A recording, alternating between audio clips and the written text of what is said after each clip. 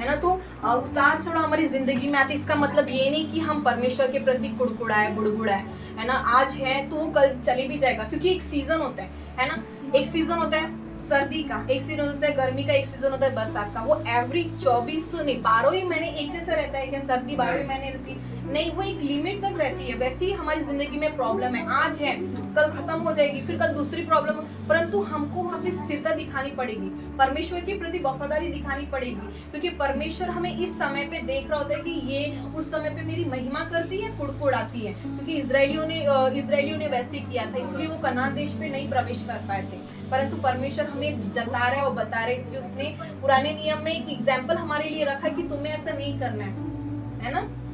क्योंकि परमेश्वर बोलते हैं कि तुम मुश्किलों में भी आनंदित रहो, क्योंकि परमेश्वर ने जब मनुष्य को बनाया उसमें परेशानियों को नहीं डाला था, उसने क्लेशों को नहीं डाला था, उसने मुसीबतों को नहीं डाला था। परमेश्वर ने जब बनाया था तो उसने अपना आनंद जो उसके अंदर डाला था। इसलिए परमेश्वर के साथ जो मनुष्य था वो परमेश्वर के साथ संगति में रहता था तो हमेशा आनंदित रहता था, प्रभु के साथ संगति में रहता था तो आनंदित रहता था। इसलिए परमेश्वर जब परमेश्वर से दूर होता है तो वो मुश्किलों में पड़ता है, वो खुद ही के द्वारा पड़ता है, ना कि परमेश्वर उसको डालता है ना। तो जब इंसान मनुष्य से दूर होता है तो वो आनंद जो परमेश्वर ने उसके अंदर डाला होता है वो धीरे धीरे करके खो देता है। आज लोग आनंद किस में ढूंढ रहे हैं? आज लोग आनंद उसमें ढूंढ रहे हैं, संसार में, पैसों में, कमाई में, घर में, बंगले में, ऐश आराम में, इन सारी चीजों में आनंद ढूंढ रहे हैं, जो कि वो आनंद बिल्कुल नहीं ठहरेगा तुम्हारे साथ, है ना।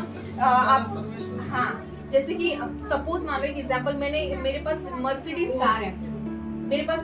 कार है, मैंने 10 ले ली मर्सिडीज कार, और कुछ टाइम के बाद एक नया मॉडल आ गया, तो मेरा ध्यान उस मर्सिडीज से हटकर उस मॉडल पे जाएगा कि नहीं वो नया मॉडल है, इससे ज्यादा बेहतर है, तो उस पे ज्यादा फोकस करूंगी, मुझे यही चाहिए अभी, है ना। उसी तरह से आज अगर भले ही मेरी कमाई 10,000 की है तो आज वो मुझे कम पड़ जाएगी, कल मैं सोचूंगी कि मुझे 20,000 चाहिए, और 20,000 कम पड़ जाएगी, फिर मुझे 30,000 चाहिए। उसी तरह से अगर आज मेरा बहुत सुंदर घर बन भी जाता है ना, परमेश्वर की दया से बन भी गया, तो आज वो घर मुझे बहुत अच्छा लग रहा है, पर कुछ टाइम के बाद ना वो इंजॉय जो पहले मेरे अंदर था वो आज खत्म हो जाएगा, वो इंटरेस्ट जो पहले था वो आज खत्म हो जाएगा, क्योंकि उससे बेहतर घर बन चुके हैं, है ना। वो चीजें मतलब संसार का लगाव, संसार का इंजॉयमेंट, संसार की इच्छाएं हमारे जीवन से कभी भी खत्म नहीं होगी, वो हमेशा बढ़ती रहेंगी। परंतु परमेश्वर बोल रहे हैं कि जो आनंद तुम संसार में देख रहे हो, शरीर में देख रहे हो, वो आनंद कुछ ही समय के लिए और धीरे धीरे करके कम होते जाएगा और खत्म हो जाएगा,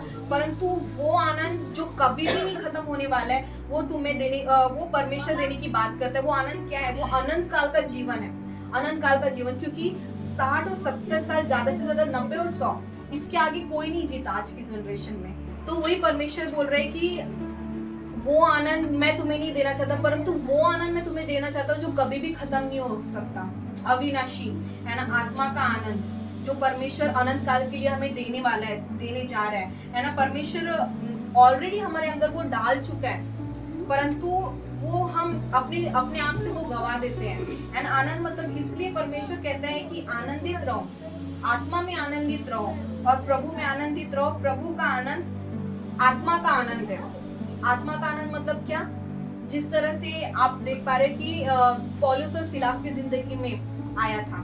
पौलुस और सिलास की कहानी जानते हैं आप, कि बिन फालतू का उन लोगों ने उनको जेल में डाला था।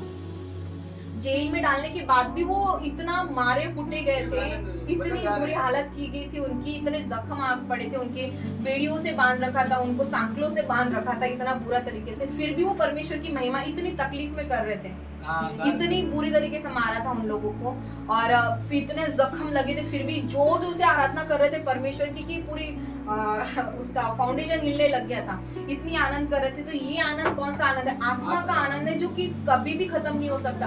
भले तुम्हारे पास करोड़ों की संपत्ति क्यों ना हो, वो मैटर नहीं करता। अगर तुमने देखा होगा वो गरीब इंसान जिसके पास कुछ नहीं है फिर भी वो आनंदित रहता है, क्यों? क्योंकि परमेश्वर का आनंद है उसके अंदर, इसीलिए वो कमियों में भी परमेश्वर का आनंद करना नहीं भूलता। वो परमेश्वर वो आनंद की बात कर रहा है। और उसके बाद जब यूसुफ की कहानी से हम देखते हैं, यूसुफ के साथ क्या कम स्ट्रगल हुआ था, उसने भी कितने सारे प्रॉब्लम फेस किए थे अपनी जिंदगी में, क्या क्या गुनाह था उसका। चंद सिक्कों ने उसके भाइयों ने उसको बेच दिया था, चंद सिक्कों में उसको गड्ढे में डाल दिया था, है ना। उसकी कोई गुनाह नहीं होने के बाद भी उसको जेल में जाना पड़ा, वहाँ पे वो काम करना पड़ा। इतने सालों तक वो स्ट्रगल करता रहा। परमेश्वर से वो कुड़कुड़ा सकता था, परमेश्वर को बोल सकता था कि मेरा क्या गुनाह है, मैंने क्या किया था, मैं तो वफादारी से चल रहा हूँ, मैं तो उस लेडी से भाग कर आया, उसने तो मेरे को उल्टा फंसा दिया, तो परमेश्वर मुझे निकाल, मेरी क्या गलती है, मैं तो वफादार था, तेरी नजरों में मैं वफादार बनने के लिए मैंने उससे भागा, और मैं अगर नहीं भागता तो शायद मैं जेल भी नहीं जाता था, है ना। तो वो इतना होने के बाद भी, इतनी गुलामी में होने के बाद भी, कितने साल गुलामी में रहा, और फिर भी वो कुड़कुड़ाया नहीं ना बुड़बुड़ाया। वो क्या था, आत्मिक, ये होती है आत्मिक व्यक्ति की क्वालिटी, आत्मिक व्यक्ति के गुण, जो क्लेशों में भी आनंद करना नहीं भूलते। फिर उसके बाद हम देखते हैं कि अगर क्लेश आते भी हमारी जिंदगी में, वो हमें कुछ बताने के लिए आते हैं। आपने देखा है कि अब जैसे कि भैया बता रहे थे कि अब मेरी जिंदगी में इतना स्ट्रगल था, इतना फाइनेंशियल प्रॉब्लम था, तो ये प्रॉब्लम आपकी जिंदगी में इसलिए आया है ताकि आप ही के जैसा एक व्यक्ति और आपकी जिंदगी में आएगा, ताकि आप उस व्यक्ति को उस प्रॉब्लम से इजीली निकाल सको, जो प्रॉब्लम से आप इजीली निकले हो। इसलिए परमेश्वर आपको कुछ परिस्थितियों से गुजरने देता है ताकि आप उस परिस्थितियों को समझो और गहराई से लो, ताकि सेम परिस्थिति में कोई व्यक्ति आया तो आप उसको उस प्रॉब्लम से निकाल सको। परमेश्वर बोल रहे हैं कि ये उतार चढ़ाव हमारी जिंदगी में आना जरूरी है, परिस्थितियों से गुजरना हमारे लिए बहुत जरूरी, ताकि हम इसमें से कुछ सीखें, ताकि हम आने वाली अपनी पीढ़ियों को सिखाएं कि इस चीज़ की क्या कदर है, इस चीज़ की क्या वैल्यू है, ताकि वो भी समझें, है ना। आज आप देख रहे होगे कि भले अमीर बिजनेसमैन है, आज उनके बच्चों को देख सकते हैं आप, बच्चे माँ बाप की कमाइयों को ऐसे उड़ाते हैं, पर उनको नहीं पता ना कि उनका पिता कैसे स्ट्रगल करते हुए कमा रहा है। इसलिए परमेश्वर ना हमारी जिंदगी से इस परिस्थिति को गुजरने देता, ताकि हम इस परिस्थितियों से कुछ सीखें। उसके बाद है ना, परमेश्वर, लोग बोलते हैं कि यार हमारी प्रार्थना को उत्तर नहीं मिल रहा, हम प्रार्थना भी कर रहे हैं ना, पर हमारा जीवन क्या है वो तो हमारे से बेहतर और परमेश्वर से बेहतर कोई नहीं जानता, है ना। आज मसीह में आया हुआ व्यक्ति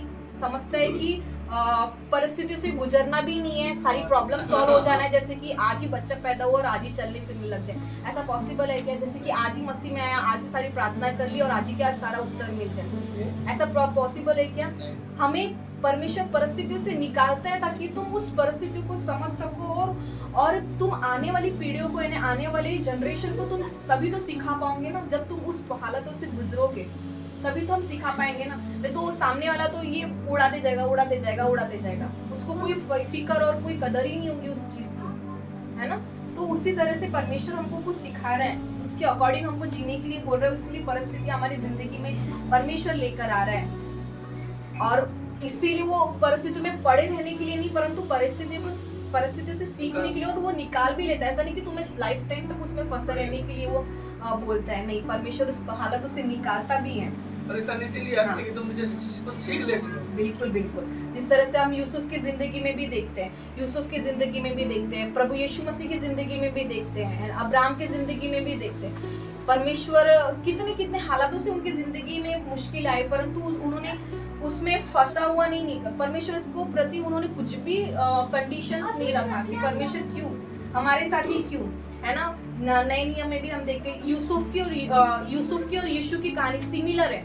जिस तरह से यूसुफ को चंद सिक्कों में बेचा गया था, सेम यीशु मसीह को यहूदियों के द्वारा बेचा गया चंद सिक्कों में, है ना। जिस तरह से ये यूसुफ को जेल में डाला गया, परमेश्वर का अनुग्रह था उसके ऊपर, परमेश्वर का अनुग्रह था, इसीलिए उस परिस्थितियों के बाद परमेश्वर ने जब उसको उस हालातों से निकाला, तो कुछ टाइम के बाद परमेश्वर ने मिस्र का प्रधानमंत्री उसको बनाया, मिस्र का प्रधानमंत्री बनाया, और जेल में जीती, मतलब उसी का राज चलता था। हाँ, उसी का राज चलता था। तो हर कोई से पूछते थे वो जेल में मतलब कैदी की तरह रहता था। हाँ, वो राजा की तरह रहता था, राजा की तरह रहता था। तो परमेश्वर का अनुग्रह उसके ऊपर था, इसीलिए परमेश्वर उसी तरह से वो जब वो राजा को जब सपना आया था, तो कोई नहीं सपना बता पाया सिवाय उसके, इसीलिए जब राजा के पास उसको लाया गया, तो उसने सारा सपना बताया कि कितने साल तक अकाल पड़ेगा और कितने साल भरपूरी के होंगे। ये सारी चीजें परमेश्वर ने उसको सपने में दिखाया था, जिसका अर्थ यूसुफ बता पाया, इसीलिए वो प्रधानमंत्री बनाया गया उस देश का। तो जब 7 साल काय के थे, 7 साल अकाल के थे, और 7 साल काय के थे भरपूरी के वो भैया हाँ, आप इकट्ठा कर लो जितना हाँ, हो सके। तो 7 साल। उसने 7 साल तक इतना मिस्त्रियों के लिए हाँ, बटोर लिया था बटोर लिया। कि उन्हें अन्न की कोई कमी नहीं थी, कोई कमी नहीं वो थी। दूसरों को देते दूसरों थे। को देने लगे और देते उसी थे। समय पे उसने सपना देखा था, आपको याद है यूसुफ ने सपना देखा हाँ। था कि वो उसके भाई दंडवत वो करेंगे। हाँ। तो जब उसके भाई उसके पास आए तो उसको दंडवत वो करने लगे, दंडवत वो करने लगे और उसको माफी मांगने लगे कि भाई हमने तेरे साथ ऐसा किया करके, उसको पहचान लिया था उसके भाइयों ने, है ना। तो उसको दंडवत वो करने लगे, पर परमेश्वर बोल रहे कि ये कड़वे अनुभव हमारी जिंदगी में आना जरूरी है ताकि हम इससे निकल कर हम कुछ सिखा सके और सीख सके, है ना। और यही एक चीज हमेशा अपनी जिंदगी में याद रखना, जितनी भी चीजें हमने दुखों के समय में सीखी होगी, उतनी चीजें हमें कंफर्ट जोन में कभी नहीं सीखी होंगी, है ना। आपने पैसों की तंगी देखी होंगी, है ना। किताबें मैं अपनी जिंदगी से बताती हूँ कि हम जब इंजीनियरिंग कर रही थी, मैं तो इतनी महंगी उसकी बुक्स थी, कम से कम 6-7 हजार की तो मेरी 4 बुक की आती थी। तो मैं और मेरी बहन दोनों हम इंजीनियरिंग कर रहे थे, तो हमारी इतनी हालत थे नहीं कि हम खरीद सके, तो हमने दूसरों से मांग कर पढ़ाई की, अपनी इंजीनियरिंग को कंप्लीट किया है हमने। कभी जेरोक्स से काम चला लिया, उसकी नोटबुक लाके जेरोक्स करके हमने काम चला लिया। तो हमने देखा है वो स्ट्रगल वाली लाइफ क्या होती है, उसकी कदर हमने जानी है कि कैसे हमें पैसे बचाने और कैसे हमें अपनी स्टडी करनी है। और उसी तरह से आपने, और वही चीज़ अगर आप महंगी से महंगी बुक बच्चे को लाके दे दो जिसको किसी चीज़ की कमी नहीं है, तो उसकी कदर नहीं करेंगे, उसकी पढ़ेंगे नहीं। जिस तरह से आपने देखा होगा कि IAS ऑफिसर जितने भी बने हैं, ज्यादातर गरीब के बच्चे बने हैं, साइकिल चलाने वाले बने हैं, रिक्शे वाले बने हुए हैं, है ना, जो टायर पंचर बनाते वो बने हुए, मजदूर बने, जो स्ट्रीट लाइट के नीचे बैठकर पढ़ाई की वो बने हुए हैं। और हाँ, ऐसे लोग बने हो क्योंकि उन्होंने अपनी जिंदगी में स्ट्रगल को देखा है ना, अपनी जिंदगी में स्ट्रगल को देखा है ना, मुश्किलों को देखा है, कैसी मुश्किलों से हम लोग ने पढ़ा है, कैसे हमारे माँ बाप ने हमें पढ़ाया है, वो सारी चीजें उन्होंने देखा है, इसीलिए वो उसकी कदर करते हैं। और वही चीज किसी कंफर्ट जोन में रहने वाले बच्चे को दो तो उसकी वैल्यू नहीं समझेगा, वो उसकी कदर नहीं समझेगा, है ना। उसी तरह से परमेश्वर भी वही बोल रहा है कि ये सारी चीजें हमारी जिंदगी में आना जरूरी है। फिर उसके बाद परमेश्वर बोलते हैं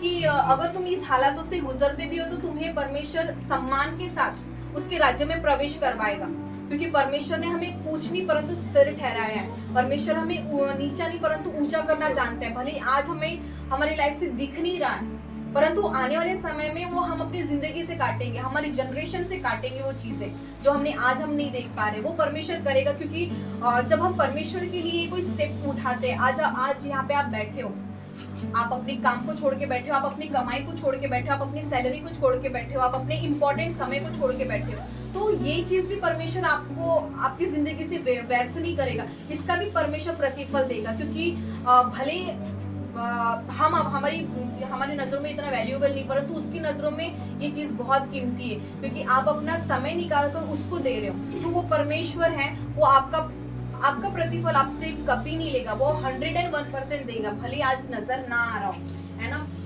उसके बाद देखते हैं कि अब सक्सेस लोगों की बायोग्राफी भी देखते होगे। सक्सेस लोग बायोग्राफी की वो भी सारे स्ट्रगल से भरे पड़े हैं, उनके जीवन में भी स्ट्रगल आते हैं, क्योंकि वो आना भी बहुत जरूरी है हमारी जिंदगी में।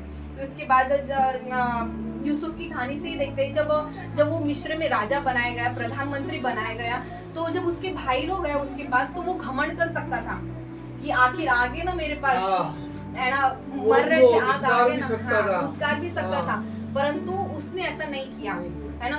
उसने उनको माफ कर दिया। और जब उसके भाई उसको माफी मांग रहे थे, तब उन्होंने अपने भाइयों को मना किया कि भाई ये सारी चीज करने की जरूरत नहीं है, क्योंकि अगर तुम ये सारी चीजें नहीं कर रहे होते तो शायद ही आज मैं इतने लोगों को बचा पाता, हाँ, शायद ही मैं यहाँ तक पहुँच पाता था। इसलिए परमेश्वर ने मेरी जिंदगी में ये सारे पल आने दिया, ये सारी परिस्थिति आने दिया, ताकि मैं आपके लिए नहीं परंतु कई लोगों के लिए एक बचाव का कारण बन सकूं।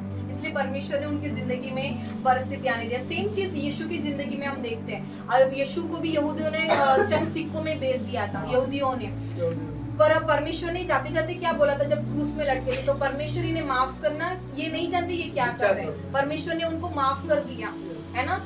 ये होता है आत्मा, अगर हम चाहते हैं कि हमारा आत्मा का स्तर ऊंचा होना है तो ये ऐसे ये कैरेक्टर्स हमारी जिंदगी में होना है, ये चीजें हमारी जिंदगी में होना है, एक नम्रता का, एक सॉफ्ट नेचर हमारी जिंदगी में होना, ताकि हमारा आत्मा का जो स्तर है वो ऊंचा हो जाए, ऊंचा हो। और ऊंचा तब होगा जब हम ये सारी चीजें अपने साथ लेकर चलेंगे, है ना। फिर हम देखते हैं कि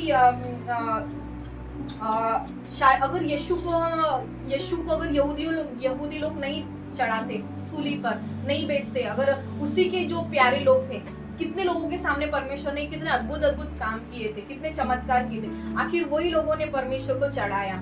और वो चढ़ाना भी जरूरी था। अगर वो उनको चढ़ाते नहीं, प्रभु यीशु मसीह को चढ़ाते नहीं, तो संसार शायद ही बचाया जाता, हम शायद ही उद्धार पाते थे, है ना। जब उसको चढ़ाए गए तभी तो हमने उद्धार पाया, तभी तो तभी तो हम बचाए गए हैं, है ना। उसी तरह से शैतान भले हमारी जिंदगी में हमारे अंदर कितनी सारी बातों को क्यों नहीं लाता ही हमारी जिंदगी में, अरे तेरे पास ये नहीं, तेरे पास वो नहीं है, तो इतना बाइबल पढ़ता है, इतने बच्चों में रहता है। तो ये परिस्थितियां अगर हमारी जिंदगी में आती है ना, तो शैतान भी अपने डाउट्स को लेकर आता है, ताकि हमारा जो पता है, हमारे परमेश्वर ना हमारे लिए बहुत सारे प्लानिंग्स करके रखा है, बहुत सारे उद्देश्य रखा है, वो करने ही जा रहा होता है, तो शैतान हमारे मन में वो बातें डाल के पूरे डिस्ट्रॉय कर देता है। जैसा परमेश्वर अपना काम करने जा रहा है वो फेल हो जाता है वहाँ पे। क्यों? क्योंकि शैतान को पता है कि परमेश्वर इसके लिए क्या योजना बना रहा है, इसीलिए उसी समय पे वो कुछ ना कुछ अड़ंगे डालता है, कुछ ना कुछ कर देता है, ताकि ये जो इसके जो प्लान परमेश्वर ने बनाया वो फेल हो जाए। क्योंकि परमेश्वर ने किसी को भी समतल रहने के लिए नहीं बुलाया।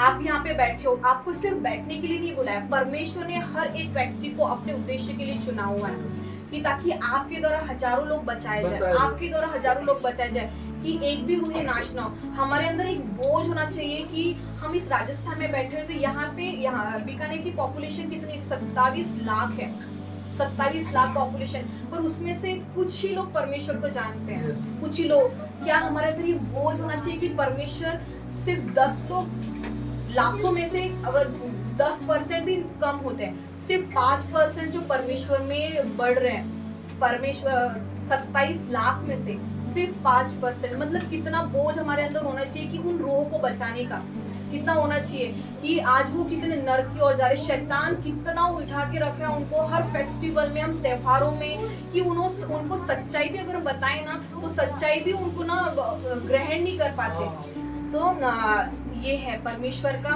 हर एक व्यक्ति के लिए उद्देश्य है, जो कि शैतान हमसे ज्यादा बाइबल जानता है, हमसे ज्यादा बाइबल जानता है। तो उसको पता है कि इस व्यक्ति के लिए क्या, उसको पता है कि बाबूलाल भैया के लिए क्या योजना है, उसको पता है कि हरीश भैया के लिए, विक्रम भैया के, राजकुमार दीदी के लिए, गंगा दीदी के लिए, तेजस्विनी दीदी के लिए, अभिषेक भैया, हर एक के लिए इतना बेस्ट प्लान बना के रखा है परमेश्वर ने, इतना बेस्ट। तो आप ही सोचो ना कि वो स्वर्ग में उसने हमारे लिए इतना बढ़िया ताजमहल बना के रखा है, जो कि हम इस नॉर्मल से घर में रह रहे हैं, पर इससे कई गुना की, जिसकी अंबानी का घर भी कुछ ना होगा, कुछ भी नहीं है उसके पास, हमें कुछ भी नहीं है, तो उससे भी ज्यादा आलीशान हमारे लिए बना के रखा है। तो क्या उसने हमारे लिए क्या छोटी मोटी योजना बना के रखी होगी? एक एक व्यक्ति के लिए अरबों खरबों का बंगला बना के रखा है उसने स्वर्ग में। तो क्या उसने क्या हमारे लिए बस नॉर्मल सी प्लानिंग बना के रखी होगी? नहीं, वो हमारे जीवन से ना कुछ बेहतर करना चाहता है, पर वो है कि वो हमारा समर्पण देखना चाहता है, वफादारी देखना चाहता है, कि हमारा वो रिश्ता चाहता है अपने साथ। जिस तरह से दाऊद बना के रखा था, अपना एक रिश्ता परमेश्वर के साथ बना के रखा था, अब्राहम ने बना के रखा था, है ना, आदम ने बना के रखा था, इसलिए वो एवरी डे उसके साथ संगति में रहा करता था, एवरी डे उसके साथ आनंदित रहा करता था। वो परमेश्वर वही लगाव, वही इंटरेस्ट आज भी हमारे साथ वो चाहता है, कि अगर सच में अगर उसके साथ समर्पित, वफादार, अपने बिजनेस को लेकर, अपने कामों को लेकर, है ना, अपनी सारी चीजों को लेकर अगर उसके साथ वफादार है, तो उसकी प्लानिंग हमारे लिए सक्सेसफुल है, यहाँ से जाने के बाद नहीं, यहाँ पे रहते हुए भी। तो वही परमेश्वर बोलता है कि याद रखना उसके कामों को, याद रखना जो प्रभु यीशु मसीह ने अपने कैरेक्टर में किया है, यूसुफ ने अपने कैरेक्टर में किया, एक सॉफ्टनेस, एक नम्रता, वो चीज हमारी जिंदगी में चाहते हैं, चाहे कितनी भी बड़ी परेशानी तकलीफें क्यों ना, क्योंकि सारी बातें मिलकर भलाई को उत्पन्न करती है। ये चीज परमेश्वर हमको सिखा रहा है। भले कितनी भी परिस्थितियां हो, कठिनाइयां हो, स्ट्रगल्स हो, है ना, संघर्ष हो, तो सारी बातें मिलकर हमारे लिए भलाई को उत्पन्न करती है, वो परमेश्वर हमसे कहता है। इसीलिए परमेश्वर बोलता है कि अंत के समय में कितने भी भरमाने वाले क्यों ना आपकी जिंदगी में, है ना, आज हम अपने आसपास में देख ही रहे, कई तो धर्मांतरण के चक्कर में तो डर के मारे बैठे हुए संगति में ही नहीं आ रहे हैं कि भाई हमको पकड़ ले, हमको मारने कूटने ना लग जाए। हम मारेंगे कूटेंगे तो हम परमेश्वर के राज्य में जाएंगे यार, उससे बेहतर चीज क्या है। यहाँ का टेंशन हमारा परमेश्वर बोलता है कि इस सिचुएशन को आनंद की बात समझो, क्योंकि तुम्हारा प्रतिफल परमेश्वर ने बहुत बड़ा रखा है। इसका मतलब नहीं कि हम अपने आप से उस प्रॉब्लम में फंसे। अगर मतलब देखो एक एग्जाम्पल हमारे बच्चों के सामने, हमारी जनरेशन के सामने एक है एग्जाम्पल कि भाई तुम्हारे पापा ऐसे नहीं थे पर तुम्हें भी ऐसा नहीं बनना है ना। तो ये हालात है हमारे। देखो आप बुरा मत माना, आप भी एक समय था बिगड़े हुए थे, अचानक से आपका स्वभाव कितना अच्छा हो गया और वो लोगों ने देखा, इसलिए आज लोग आपकी तारीफ कर रहे हैं। और वही चीज आपके बच्चों में लोग देख भी रहे कि देख पिता ऐसा है तो बच्चे भी देखो कितने अच्छे डायरेक्शन में जा रहे हैं। ये चीज होती है, मतलब ये परिस्थिति हमारी जिंदगी में आती है हमें कुछ सिखाने के लिए और औरों को सिखाने के लिए, सीखने के लिए और औरों को सिखाने के लिए। इसलिए परमेश्वर बोल रहे हैं कि जो भी परिस्थिति आती है उसमें आनंदित रहो, क्योंकि वो तुम्हारे फायदे के लिए है, तुम्हें कुछ सिखाने के लिए, ना कि उसमें तुम्हें परेशान होने के लिए। और आधे से ज्यादा लोग तो परमेश्वर को छोड़ देते हैं, मतलब सहन करना ही नहीं चाहते ही नहीं है। मेरी मम्मी का एक नेचर था पहले, वो नीचा दिखाती थी हर जगह। मतलब मेरा बच्चा कुछ नहीं करता है, मैं खिलाती हूँ, मैं प्रभु से प्रार्थना करता था। मेरा मोहल्ला पूरा बोलता था, जैसे लेडीज कहते तू काम पर नहीं जाता है क्या, तेरी मम्मी कहती रहती। लेकिन जब मैं कलीसिया में आया और मैं प्रार्थना करने लगा, मैंने कहा प्रभु मेरा जो जीवन आज है ना वो मुझे नहीं चाहिए ऐसा जीवन, एक ऐसा जीवन बना जो एक बड़ी। लेकिन वो आज मेरा जीवन है, आज मेरी मम्मी खुद बोलती है कि मेरे बारे में अच्छा, और मोहल्ला बोलता है, परिवार तो है ही, सबके सामने गवाही बनाई है। तो इस वचन के द्वारा मैं आपको ये बताऊंगी कि अंत के समय में चुने हुए भी भरमा दिए जाएंगे, पर हमें सही निर्णय लेना है कि हमारे लिए सही क्या है, सही शिक्षा क्या है, गलत शिक्षा क्या है। वो हम तब सीख पाएंगे जब तक हमें बाइबल का सही नॉलेज ना हो। क्योंकि यूट्यूब पे देखो बहुत सारे लोग हैं, बहुत सारी टीचिंग है, अलग अलग टीचिंग है, अलग अलग वे है उनके पढ़ाने के, सिखाने के। परंतु जब तक हमें जब तक हम बाइबल का नॉलेज नहीं रखेंगे, वचनों का नॉलेज नहीं रखेंगे, तो हम सही शिक्षक को, झूठे शिक्षक को पहचान नहीं पाएंगे। तो इसका हमें नॉलेज होना बहुत जरूरी है ना। तो मैं ये बोलूँगी कि अंत के समय में अपने आप को इस तरह से तैयार करो, क्योंकि हमें खुद नहीं पता कि परमेश्वर क्यों आएगा। पर हम चारों तरफ देख रहे हैं कि झगड़ों, मतलब युद्ध, वॉर चल रहे चारों तरफ, है ना, लड़ाइयाँ हो रही है, इतने बाढ़ें आ रही है, भूकंप आ रही है, इतने सताव हो रहे हैं मसीहों के ऊपर। ये परमेश्वर ने ऑलरेडी कह चुका है और वो हो भी रहा है। मैक्सिमम चीजें हो चुकी है ना, कुछ ही चीजें जो होनी है। और परमेश्वर ने बोला है कि ऐसा हो तो तुम समझ जाना कि अंत का समय निकट है। परमेश्वर कभी भी आ सकता है, कभी भी अपने लोगों को लेके जाएगा, है ना। तो उसके लिए हमें तैयार होना है। मतलब जैसे इंसान गायब हो रहा है अभी अमेरिका में, ऑटोमेटिक जैसे बस में से इंसान गायब हो रहे हैं। हाँ, वो रैप्चर का बताया हुआ है अभी समय में। हाँ, वो एक एग्जांपल बताया गया है, पर ये ऐसा होगा, ऐसा ही होगा कि लोग बैठे बैठे उठा लिए जाएंगे, आराधना करते हुए उठा लिए जाएंगे। हाँ, दो साथ में होंगे, एक उठा लिया जाएगा, एक छोड़ दिया जाएगा, और उससे उठा लिया जाएगा जो सही में चल रहा है परमेश्वर की रीति के अनुसार। मुझे विश्वास है कि आपको समझ में आया होगा। थोड़ा तो समझ में आया होगा क्योंकि आपके भैया के लेवल का तो नहीं बता सकते, है ना। प्रभु की ओर से होता ना, वो कोई लेवल नहीं होता, वो सबसे बड़ा लेवल। भैया ने पिछली प्रार्थना की थी, रात में बहुत अच्छी प्रार्थना की थी। कब की बात? पिछले संडे भैया गए थे बाहर, फिर भैया आ गए थे लेकिन लेट आए थे। तो मैं नहीं, परमेश्वर ने मेरी मदद की थी। आप आज तक जिंदा हो, परमेश्वर आपको जिंदा इसलिए रखा है कि आज भी आपको मौका दे रहा है कि आज भी तो अपने आप को मेरे हाथों में सरेंडर कर ले। आज भी अपने गुनाहों पर तौबा करके मेरे पास आ जाए। परमेश्वर हर एक दिन की सांस इसलिए दे रहा है, इसीलिए आज तक आपको स्वस्थ भी रखा है भैया। क्योंकि कितने शराबी हैं, है ना, इतने प्रॉब्लम में फंसे हुए हैं, इतने शरीर की तकलीफों में फंसे हैं, परंतु परमेश्वर ने आपको स्वस्थ रखा है क्योंकि वो कुछ चाहता है आपकी जिंदगी से। वो आप यूं ही बर्बाद नहीं होने देना चाहता है ना। कुछ तो भी मकसद रखा है उसने आपके लिए, जो कि वो पूरा करना चाहता है। उसके पास जाओ, उसको सच में परमेश्वर आपकी मदद करेगा। परमेश्वर तो मदद करेगा भैया, आपको भी अपने से कुछ एफर्ट लगाने पड़ेंगे, कुछ खुद को देना पड़ेगा, क्योंकि आपको पता 50% है आपको 6 देना बजते पड़ेगा। से ही मेरा ध्यान सिर्फ वहीं पे जाता है। तो अपने आप को कंट्रोल रखो, अपने आप को भी बाइबल में बिजी करो, अपने आप को परमेश्वर के वचनों में बिजी उस रखो। समय जाओ ना, हाँ, बाजार में जाओ, संगति में जाओ, बाजार में गौरव जाओ, भैया के साथ, विक्रम भैया के साथ यहाँ पे आओ जो संगति आपको में। सामान मंगाना मुझसे मंगा लो, शाम का मैं ला दूंगा।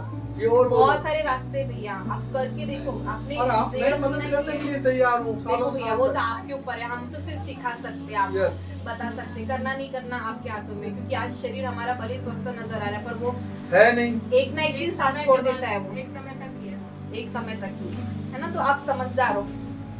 हम इतनी गवाहियों को सुनते हैं, इतनी भरी पड़ी गवाही है पास्टर अंकुर नुराला की मिनिस्ट्री में, बहुत सारे परमेश्वर के दासों की जिंदगी में इतनी गवाही है। तो क्या वो फेक थोड़ी नहीं होगी, फेक थोड़ी नहीं होगी, इतनी गवाही है यूट्यूब पर परमेश्वर। दीदी क्यों जा रहे हो? गवाही तो अपने कलीसिया में काफी कलीसिया में है। है, कलीसिया में है, यदि अपने एक दूसरे से कुछ वही सीख तो। लेना, वो भी बहुत बड़ा होता बहुत है। है, सही है। अगर आप पता है ये हमारी जिंदगी में क्यों है, क्योंकि हमने वो वचन जो जैसा पकड़ा ना था ना, हमने आज तक नहीं पकड़ा। भैया ने जब गवाही दी थी ना, कि मैं भी वैसा ही था भैया जैसे आप थे। मैंने बहुत बात की भैया से, हम बहुत साथ बैठे, तो वो अपने बारे में बताया कि मेरा भी नेचर यही था, मैं लड़ लेता था वैसे। तो तब नया था ना, तब मैंने कहा भैया ऐसे ही कर रहे हो, कौन इतना सुधरता है।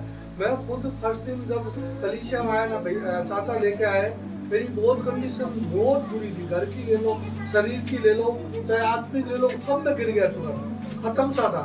लेकिन मैं पहले दिन ही इतना पता नहीं क्या परमेश्वर से इतना क्या प्रेम था, उस प्रेम ने मुझे ऐसा जोड़ लिया। आज 6 साल तक ना वो छूट नहीं पाया मुझसे, पता नहीं क्या था, कुछ ऐसा हटे, वो प्रभु ही जाने। परमेश्वर का धन्यवाद करो सारी बातों के लिए, है ना। अपने आप को उसके साथ वैसा रिश्ता बनाओ। सच में वो परमेश्वर ना आज भी हमारे हम देखो कितना अपनी अपनी लाइफ में कितना बिजी हो जाते हैं हम। हाँ। कई बार भूल भी जाते हैं, कई बार भूल जाते हैं, पर फिर भी वो बाहें फैलाए हमारे वो नहीं वेट भूलता कर रहा है, होता वो है, नहीं भूलता फिर भी हमें वेट कर रहा होता है, फिर भी हाँ। हमें हमारा इंतजार कर रहा होता है कि मेरा बेटा अब आएगा, मेरा बेटी अब आएगी, है ना। वो इंतजार कर रहा होता है। कितना प्रेमी परमेश्वर है वो, इतना गलत चीजों में लगे रहने के बाद भी हमें वो फिर भूलता भी नहीं वो है, मौका देता है कि भूलता आप नहीं है। आओ तो हमें करिए। कितने मौके देता है वो, Yes. आज तक नहीं आया, वो मौके ही दे रहा है हमको। हाँ राइट है। मौके दे रहा है ताकि एक से बढ़ हर कर एक व्यक्ति, दुनिया का हर एक, पूरे वर्ल्ड का हर एक व्यक्ति उसके राज्य में प्रवेश करे, इसलिए वो आज तक नहीं आया है। मैं ये नहीं कह रहा हूँ भाई हरी चाचा की ये कमी है, सब में थोड़ी बहुत है, सब में कमी है, लेकिन कोई परमेश्वर के जैसा हाँ परफेक्ट नहीं है। परफेक्ट कोई नहीं, ये वो एक ही है परफेक्ट। उसके बाद ठीक है, अपन वो कहते हैं ना, उनकी बातों पर चलने के लिए कोशिश करें तो वो हो जाएगा।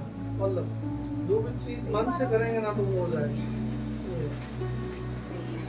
तो मुझे विश्वास है कि इस वचन के द्वारा आपको कुछ समझ में आया होगा। ये बहुत अच्छा वचन है। परमेश्वर का धन्यवाद करते हैं इस वचनों के द्वारा। परमेश्वर आपको बहुत बहुत आशीषित करे। चलो हम आखिर की प्रार्थना में जाते हैं।